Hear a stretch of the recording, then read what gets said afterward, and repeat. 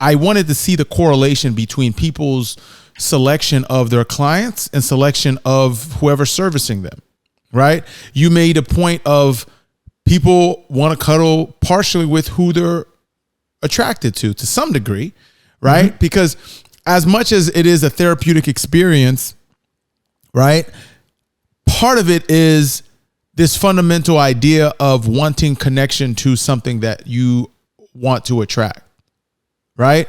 So I said this before to somebody else. I said, like, whenever I've gotten massages at like massage parlors, if I'm on vacation or just locally, if I just want like an actual, athletic massage or anything like that, I always choose a woman, right? Not to say that a man wouldn't do it better, right? It's just one of those things it's part of the experience. Like, yeah, I'm getting this massage, but another part of it is there's this pretty woman who's, exploring my body, whatever, right? But at the end of the day, it's like, I'm not necessarily paying that person to create a sexual experience. It's more so like, that's just something that connects with the brain, where physical touch is something that you respond to appropriately when you are accepting of the sex that is treating you in that way, right?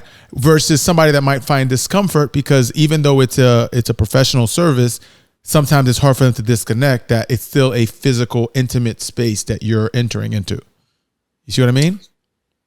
Yeah. So, you're smiling since here. we brought up sexuality and massages, I'm curious, if you went to get a massage, you're on vacation, you want to get a massage. Yeah. And they were like, absolutely. And you said, great. Can I work with a woman? And they said, actually, none of our women on staff are here today. But here's this gentleman who can give you a massage. And you felt sore and tired. And you were like, yes, let's do it. I just need a massage. And during that massage, you felt yourself getting a sense of like attraction or turn on from that. How would that feel to you? How challenging would that be to you and your identity? I don't know, because I've never been in that situation, right? So like, I've never been in a massage, like, I don't know what to call it, environment where there were more men than there were women. So I don't even know how to even make that up, nor would I ever even, I just gonna be honest with you, I wouldn't even put myself in that position because that's just not what I want. What right? you want. That's not what I want, right? So I can't even speak on that. So my question to you is like, because you're probably more accepting of it from a wider spectrum, I would imagine that the clients that you have might get aroused, right? So this is a pretty common thing for people in cuddle sessions who have penises, right? So those of us who have penises know sometimes they get hard. And sometimes that's because we're turned on.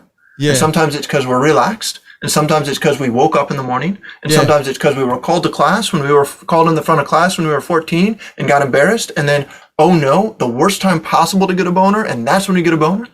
Is that a thing? So, like when you called on class? It's not like, it's more of a like, oh, okay, I'm getting called up. I hope I don't get a boner, right? Oh shit, that's happening. Yeah. Okay. So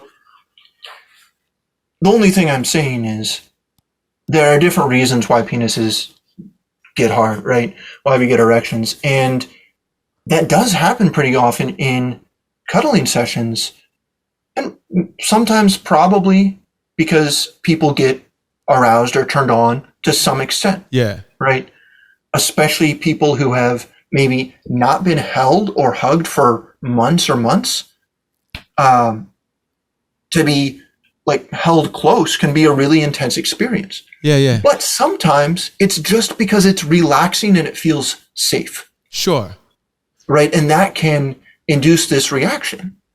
And one of the interesting pieces of that is I think that we, as men or people with penises, are often taught to feel ashamed of getting boners when it's not an appropriate time. Well, it depends on what you consider not appropriate time. Like, what do you... what's considered not appropriate time. That's true. What I meant when I said that, and I should have been more specific, was if we're not in a sexual context, okay, then I think we've had an experience of being taught to feel shame around having a boner. And I think that's kind of silly, right? It's like, well, I think it would suck if you're in a business meeting and you got a tight suit on and you're trying to make a presentation and then you got a whole boner. I can see why that's a problem. I can see that. Like, I can't focus. Sure. I can't focus on this presentation because you got a raging boner. Like, damn, I can see that. But see, here's the deal, right? Right now, you're more accepting of the spectrum of sexuality. But imagine if you were a completely heterosexual man, right? Like, where you could say, yes, I'm straight. I only date women. I only want to have relations with women. Would you say that you would be accepting of a role where you are cuddling other men? Would you say 100%? I don't think that would make the slightest bit of difference. Are there fully heterosexual men in the cuddling space that have male clients? I don't ask them if they're straight. Okay. So I don't know. I don't know of any cuddlers who advertise, I am a straight dude and I also cuddle with dudes. Like, fair. It's just a fundamental question just to get an understanding of the draw for client to servicer to see if there's a correlation and acceptance on one end versus another. You know what I mean? So the company that I work through primarily, so I was originally trained and certified through, and I'm listed on the website of Cuddleist. Yeah. So Cuddleist is a company. It's CUDDLIST.com. Yeah. A requirement for being a Cuddleist and working through that website is that you need to be open to cuddling with all genders. Correct. Right. You can't say, I only cuddle women. I only cuddle men. Yeah. That's not... if you do that, then you're just not fit to be a cuddleist. And that makes sense, right? Because it's a professional service that shouldn't be biased in any way, right? Like if you wanted to be a massage therapist, you don't want to say I only, you know what I mean? Like I get that. But at the same time, given that you have to be that open, I would imagine a lot of men who are heterosexual men, this is just my opinion, heterosexual men, to protect their masculinity, they might avoid being in that particular environment. Like, I'll be honest with you, like, even if I wanted to be a professional cuddler and I think I can do it right, I'm only thinking doing it with women. I mean, that's just what it is. So I would not qualify to be in that particular, right. And I love that you said that, because you bring up such a good point. Yeah. You said to protect their masculinity. Sure. And that's such a good point, because your masculinity is not under threat because you're cuddling with other men. If anything, you can say that verbally. You can say that verbally. I'm just saying social. I'm not disagreeing with you. Right. I'm saying right. Social, and you're absolutely right. Socially, there is a different view of it. But the other question is, who defines your masculinity? Well, it's not a matter of who defines your masculinity. It's a matter of what defines your masculinity. And what it is a matter of who. No. Because if you define your own masculinity, then it doesn't matter how you're viewed. No, here's why I don't say it like that, right? Again, and I'm not the definition of how things are defined. This is just an opinion, right? Mm-hmm. I look at masculinity as not who says I'm masculine. It's about what says I'm masculine, right? And what I mean by what, it's a matter of what responsibilities that I take on, right? As that definition comes to play, right? So the most stereotypical things you would think about masculinity is someone who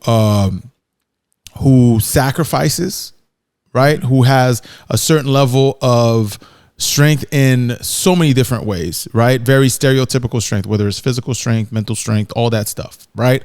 And someone who's also less, almost immovable, right? If I'm enunciating it properly, where you're not shaken by a lot of things, right? Mm-hmm. And what comes with that is someone who might often lack sensitivity. You see what I'm saying? I'm not saying that needs to be the case. I'm not saying that's the default, right? But there's a large likelihood that that's what comes with the territory when you're taking on that particular role. So because of what it is you're taking on as the quote unquote masculine person, what usually comes with that, not for everybody, but what usually comes for that is this coldness, this inability to connect or be soft and sensitive, right? Whereas someone in your role, you have to be soft, sensitive, and caring and understanding, which is a great trait, something that I'm trying to be better at. But at the same time, it doesn't come natural to a lot of men because of all the other burdens that they take on because of what it takes to be masculine. It's not because somebody's telling them. It's just that's the role that is the default for them growing up. Yeah, and I hear what you're saying, and there's a couple things that you said there that like really strike me. And one of them, for example, is the fact that you're suggesting being strong and being sensitive are things like you can do one or the other, or being one makes it difficult to be the other. Yes, that's the part. That's the part that I'm saying. I'm saying for a lot of men, being strong makes it difficult for them to be sensitive because oftentimes the sensitivity will catch them off guard and diminish their strength in situations where they do need to be strong. It certainly, I would agree that there is, there's more nuance to being sensitive and strong at the same time. Sure. But I would say a man who lacks sensitivity lacks masculinity just as much as a man who lacks strength. And I agree. I agree with you 1,000%. It's just not, again, it's one of those things that's easier said than what is the reality of how people operate. This is just an opinion. But another piece of that is, as you suggested, the pressure we put on young men and boys to be strong at the expense of being sensitive from a young age, right? We are expecting men to sacrifice. We're expecting men to give up certain things, to give up feelings of vulnerability or being cared for. Yeah. Right? It's very hard, I think, for a lot of men to allow themselves to be cared for. Yeah. Yeah. But being vulnerable, being sensitive, receiving care are things that give us so much more strength than they take away. Yeah. That it's such a disservice to men and to masculinity to equate sensitivity with weakness in any way. Right. Okay. And I hear you on the way you're saying these things. Yeah. Yeah. And I'm challenging you not because I think that you're wrong, but because I think that the basis from what you're talking about is flawed. Sure. Right? So you're saying, I see this in the world. I see it too, and it breaks my heart. Sure. And I'm not saying these things as these are the absolutes. This is what things need to be. I'm just giving you from the experience that I've had and from the lens that I carry. These are the things that I witness, right? Whether they're true, false, or people have different experiences, that's either here nor there, right? But if we're just talking between you and me, then that's what it is.